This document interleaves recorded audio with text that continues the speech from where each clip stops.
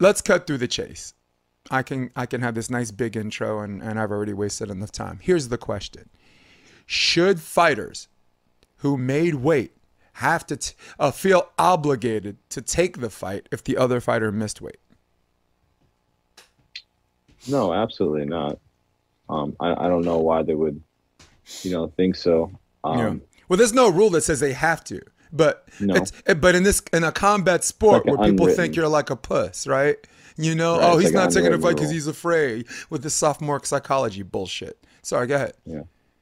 No, I mean, as long as their pay cut doesn't get, cut, I wouldn't say that it's an issue. I think the issue is more of when, and you mentioned it actually a lot of times when they do take the fight and they end up losing and they actually affects their ranking and affects their future going forward because they wanted to not only take the fight for the money that they're going to win or could win in a performance bonus, Right. but if they lose, it actually affects their ranking and where they go. And um, even if not for the ranking in UFC, psychologically it can affect you.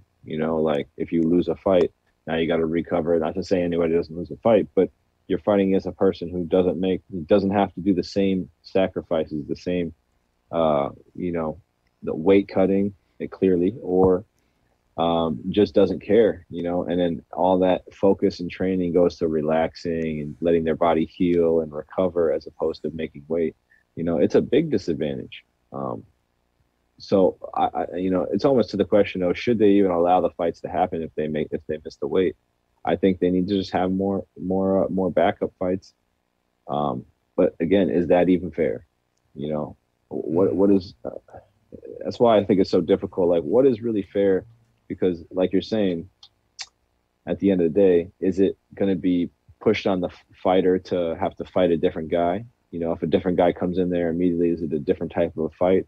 Is it going to make the fighter who was there unprepared to play, fight against a guy last minute?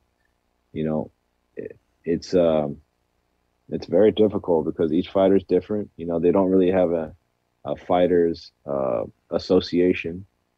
So Mhm. it's a very difficult situation.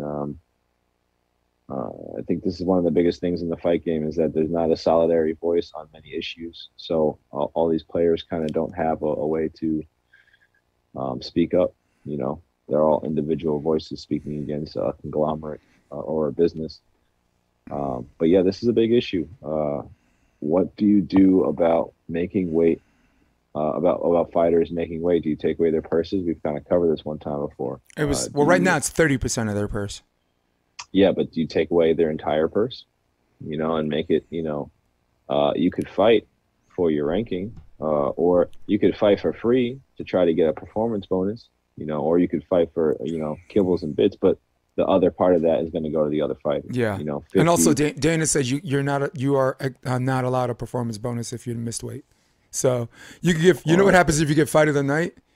Both $50,000 go to your competitor. yeah, Ooh, Dana said pays to yeah, make but weight. I feel like, That's what he said. He said pays to make weight. Go ahead. but I think, I mean, that's a tough incentive, but it's a tough incentive for fighters who actually have a chance of Mhm. making that fight of the night. Because if you're Mhm. fighting, I mean, there's a lot of fights, but if you're fighting on the UFC card, there's, the bottom 12 fights that, will never get a performance bonus. So if you don't make weight there, you're really crushing yourself.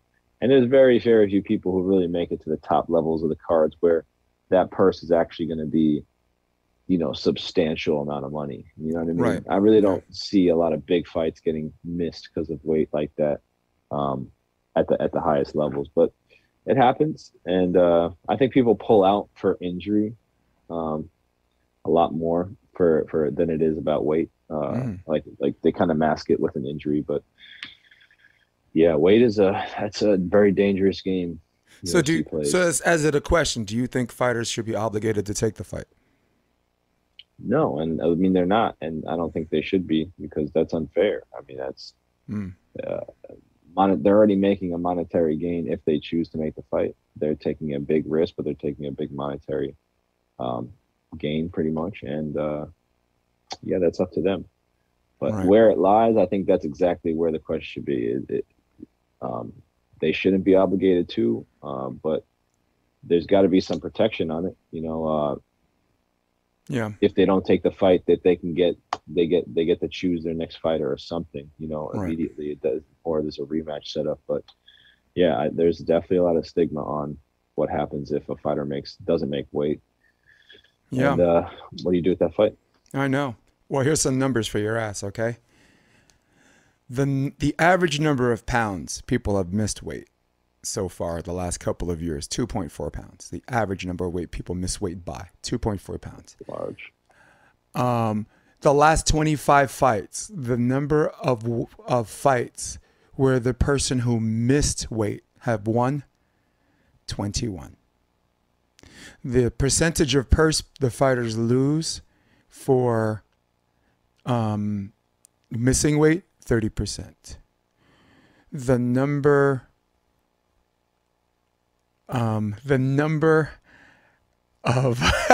number or the look on someone's face that if you change the rule and gave the fighter who made weight the show up purse and the winner's purse, priceless.